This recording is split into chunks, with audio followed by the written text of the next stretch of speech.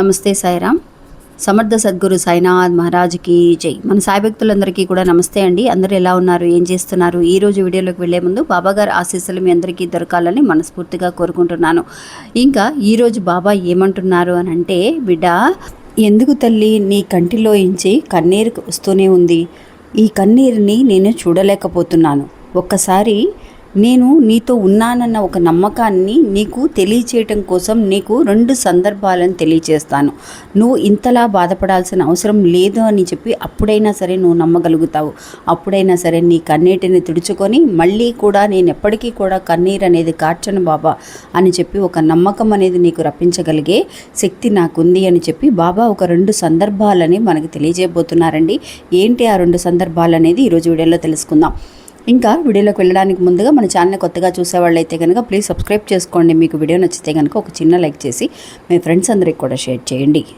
మీరు ఇంతవరకు కూడా ఎంతోమంది దగ్గర జ్యోతిష్యం చెప్పించుకొని అలసిపోయి ఉంటారు. కానీ నేను ఒక గురువు గారి గురించి తెలియజేస్తానండి. ఈ గురువు గారండి ఆదికొండ దేవత పూజారి సుబ్రహ్మణ్యరాజు గారు. ఈయన ఫోన్ నెంబర్ 9347293375. మాకు జీవితంలో ఎన్నో మార్పులను తీసుకొచ్చారండి ఈయన. అందువల్లే మీ అందరికీ కూడా తెలియజేస్తున్నాను.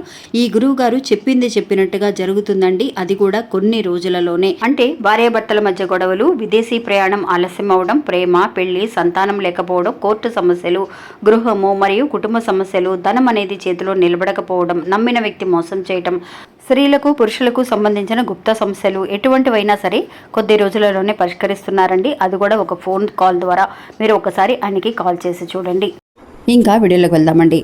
రోజు కూడా అండి మనం బాబా దగ్గర కూర్చొని మాట్లాడుతూ ఉంటాం. బాబాతో ప్రతి సమస్యని కూడా మనం డిస్కస్ చేసుకుంటూ ఉంటాం. అన్నీ కూడా చెబుతూ ఉంటామండి. కానీ ఏదైనా సరే ఒక సమస్య వచ్చినప్పుడు అది తీరకపోయేసరికి, అనుకున్న సమయానికి తీరకపోయేసరికి మనకి తెలియకుండానే మనం ఏడ్ చేస్తూ ఉంటామండి. మన కంట్లో నుంచి నీళ్లు కారుతూనే ఉంటాయి. బాబా ఉన్నారు అన్న ఒక నమ్మకం అనేది, బాబా ఏంటి ఇలా చేస్తున్నారు అనే ఒక నమ్మకానికి వెళ్ళిపోతూ ఉంటాం మనం. ఒకసారి జరగకపోయేసరికి అసలు మన ప్రార్థనలు అనేవి బాబాకి వినిపిస్తున్నాయి లేదా అని కూడా తెలియటం లేదు. బాబా ఎందుకు చూస్తూ ఊరుకున్నారు అన్న ప్రశ్నను కూడా మనం వేస్తూ ఉంటాము. కానీ అండి నిజంగా బాబా మనకి సచ్చరిత్రలో ఏం చెప్పబడింది? ఆయన నిజంగా అండి ఆయన సమాధిలోకి వెళ్ళేటప్పుడు కూడా మనకి ఎప్పుడు మనందరము బాగుండాలి అని చెప్పి, ఆయన తోడు మనకి ఎప్పుడూ కూడా ఉండాలి అని చెప్పి ఆయన మనకి ఏం చెప్పారు? నేను సమాధిలోంచి మీ ప్రశ్నలకు సమాధానాన్ని ఇస్తాను అని చెప్పినట్టుగానే ఈ రోజు వరకు కూడా ఆయన నడుచుకుంటూనే ఉన్నారండి. ఇలాంటి ప్రశ్నకైనా సరే సమాధానం అనేది ఖచ్చితంగా మనకు కనిపిస్తుంది.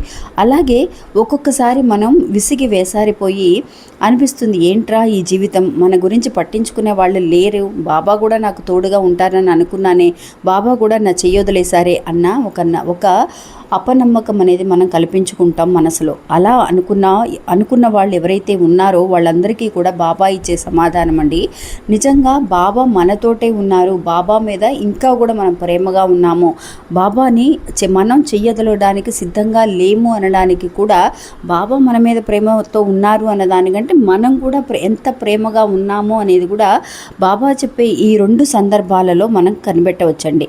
ఏంటి ఆ 2 సందర్భాలు అనంటే, ఎప్పుడైనా సరే ఒక కోపం వచ్చింది అనుకోండి బాబా మీద, అంటే మనకు ఒక సమస్య వచ్చింది, అది తీరలేదు, ఎన్నో రోజులు కాదు సంవత్సరాలు అయిపోయిందని అనుకున్నప్పుడు ముందు ఉన్న దానికంటే మనం ఎక్కువగా శ్రద్ధ చూపించకపోవడం, అంటే ఒక గుడికి వెళ్ళడానికో పూజ చేసుకోవడానికో ఇంట్లో చేద్దాంలో చేస్తే మాత్రం మనకి ఏమన్నా ప్రయోజనం వచ్చిందా?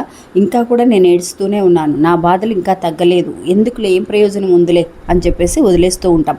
అలా ఎవరైతే ఉన్నారో వాళ్ళందరికీ కూడా అండి నిజంగా బాబా మీద ప్రేమ లేదని అర్థమా, లేదంటే బాబా మనతో లేరని అర్థమా? కానే కాదండి.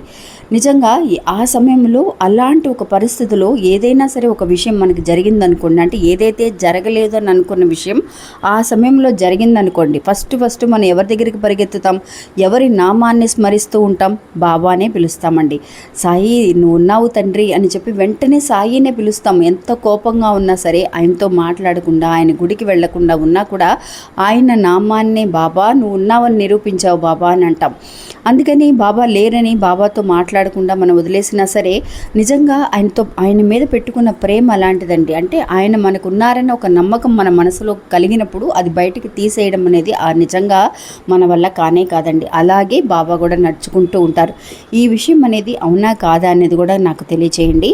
ఇంకా రెండో విషయం ఏంటి అనంటే, నిజంగా అండి, మనకి ఏదైనా సరే ఒక పని మీద వెళ్ళాలని అనుకుంటున్నాం అనుకోండి, బాబాతో మాట్లాడడం లేదు, కొంచెం కోపంగా ఉన్నాం, బాబా మీద అలిగాం, మనం మాట్లాడటం లేదు అని అనుకున్నా సరే, ఏదైనా ఒక పని మీద వెళుతూ ఉన్నాం, ఈ పని జరుగుతుందా లేదా అని భయపడుతున్నప్పుడు ఆ ప్రదేశానికి, ఆ చోటుకి మనకంటే బాబానే ముందుగా వెళ్ళి నిలబడతారు.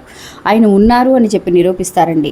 అది ఎగ్జాంపుల్ ఎలా చెప్పాలి అని అంటే, ఒకసారండి మా పాపకి హాస్పిటల్కి వెళ్ళాలి, ఎమర్జెన్సీ అనమాట. నేను ఎప్పుడు కూడా నాకు బాబా ముందుగానే, నాకు ఎప్పుడు ఆయన ఉన్నారని, తోడుగా ఉన్నారని నమ్మకం అండి, చాలా నమ్మకం. అందువల్లే ఇంతవరకు కూడా నేను ఈ వీడియోస్ చేయగలుగుతున్నాను అంటే ఆయన నాకు ఇచ్చే శక్తి మాత్రమే. ఆయనతో పాటు మీ అందరూ కూడా, మనందరం ఒక ఫ్యామిలీగా ఉండడం అనేది నిజంగా బాబా కల్పించిన ఒక పెద్ద అవకాశం అని కూడా చెప్పవచ్చు. అలాంటిది ఆ రోజు రాత్రి ఎమర్జెన్సీ కాబట్టి కొంచెం నైట్ సమయం అండి, నైట్ 1:30 ఆ సమయంలో కొంచెం పాపకు ఎమర్జెన్సీ అని చెప్పి వెళ్ళాము. ఎప్పుడు కూడా నేను బయటికి వెళ్ళేటప్పుడు నాకు బాబా కనిపిస్తారు, ఏదో ఒక బండి మీద కానీ ఎక్కడో ఒక చోట బాబా కనిపిస్తారు. అలా కనిపించలేదే ఆ రోజు, నైట్ టైం కాబట్టి ఎక్కడ కనిపించలేదే బాబా, అయ్యో అని చెప్పేసి కోపం మనకి అనుకుంటూ ఉంటాం, ఏంటా ఇలాంటి పరిస్థితి వచ్చింది. ఈ సమయంలో బాబా తోడు లేనిదే ఆ సమయానికి అక్కడికి మనం వెళ్ళుండే వాళ్ళం కాదండి, అంటే హాస్పిటల్కి వెళ్ళుండే వాళ్ళం కాదు. ఎందువల్లనంటే హాస్పిటలే నిజంగా బాబా వల్ల, బాబా పెద్ద విగ్రహం అండి. ఆ హాస్పిటల్లో చాలా డాక్టర్స్ దగ్గర నుంచి అందరూ కూడా బాబాని పూజించే వాళ్ళే. ఎంట్రన్స్లోనే ఒక పెద్ద విగ్రహం అండి. నేను చిన్న చిన్న ఫోటోలు ఎక్కడైనా ఆటో మీదో ఎక్కడైనా కనిపిస్తూ ఉంటాయి అని అనుకొని ఆ రోజు కనిపించలేదే, అయ్యో పాపకు నయమైపోతే బాగుండని అనుకుంటూ వెళుతున్నప్పుడు లోపలి ఇంత పెద్ద విగ్రహంతో కనబడ్డారండి ఆయన. డాక్టర్ రూమ్లో చూస్తే బాబా ఫోటో, అక్కడ క్యాషువాలిటీలో చూస్తే బాబా ఫోటో, మనం ఇంజెక్షన్ వేయడానికి వెళితే బాబా ఫోటో, ఎక్కడ లేరండి ఆయన. అంత అద్భుతాన్ని చూపించారనమాట నాకు ఆ రోజు. అలా మనకంటే ముందే వెళ్ళి ఆయన నిలబడతారండి. అందువల్ల ఆయన లేని ప్రదేశం అంటూ ఏమీ లేదు. మనం వెళుతున్నామని తెలిస్తే అలా వెళ్ళాలి ఆ ప్లేస్ కానీ తెలియచేసేదే బాబా. కాబట్టి మనం ఎప్పుడూ కూడా భయపడాల్సిన అవసరం లేదండి. ఒక ప్రదేశానికి ఒక కోపంలో ఉన్నా కూడా మనల్ని ఆయన చెయ్యొదలకుండా దగ్గరుండి చేపట్టుకొని మరీ ఆ ప్రదేశానికి తీసుకువెళ్తారంటే, ముందుగానే అక్కడికి వెళుతున్నారు అని అంటే, అమ్మా నేను వెళుతున్నాను 10 నిమిషాల్లో మీకంటే ముందుగానే అక్కడ ఉంటాను, మీరు వచ్చేయండి అని చెప్తూ ఉంటారనమాట. ఇలాంటి సందర్భాలు మీకు జరిగాయా? ఇంకా కూడా ఎవరైనా ఇలా జరగలేదు నాకు ఇంకా అని అనుకున్న వాళ్ళు ఖచ్చితంగా జరుగుతాయండి. అందరూ కూడా నమ్మకంతో ఉండండి, బాబా మనతోనే ఉన్నారు అనడానికి ఈ 2 విషయాలు కూడా చాలా దగ్గరగా మనకి అనిపిస్తూ ఉంటాయండి. మీరు ఎవరైతే కనుక అవును అని అంటున్నారో వాళ్ళందరూ కూడా నాకు సాయిరామ్ అని చెప్పి టైప్ చేయండి ఫ్రెండ్స్. ఇంకా ఇది అండి ఈరోజు మన వీడియో. ఈ వీడియో కూడా మీ అందరికీ ఒక నమ్మకాన్ని, ఒక గట్టి నమ్మకాన్ని ఇస్తుందని అనుకుంటున్నాను. నచ్చితే కనుక ఒక చిన్న లైక్ చేసి మీ ఫ్రెండ్స్ అందరికీ కూడా షేర్ చేయండి. ఇంకా సబ్స్క్రైబ్ చేసుకొని వాళ్ళు ఎవరైనా ఉంటే కనుక ప్లీజ్ సబ్స్క్రైబ్ చేసుకోండి. మళ్ళీ మంచి ఇంకోళ్ళు మళ్ళీ కలుస్తాను. అంతవరకు సెలవు. నమస్తే, సాయిరామ్.